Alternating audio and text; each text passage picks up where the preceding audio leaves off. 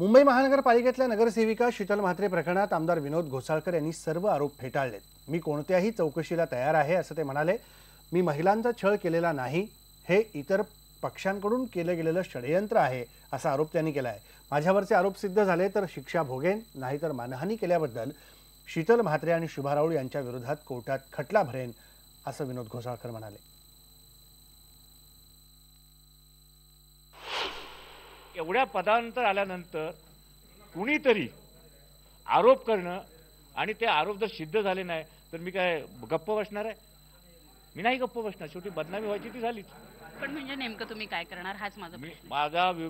मी माननीय उद्धवजींना सुद्धा मी सांगणार आहे की मला तुम्ही परवानगी द्या, जर मी निर्दोष सुटलो तर अब्रूचा दावा मी त्यांच्यावर दाखल करणार। मलाही कौटुंबिक मानसिक त्रास, माझ्या कार्यकर्त्यांना त्रास, माझ्या महाराष्ट्रातल्या शिवसैनिकांना त्रास हा झालेलाच आहे।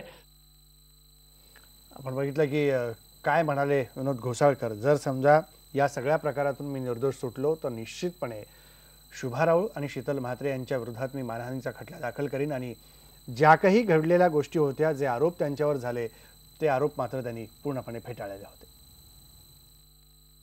महापौर और सभापति छोटी बात थी, समझने की बात थी। ये बाद में इश्यू बढ़ते गए। पहले तो इतनी बात नहीं थी।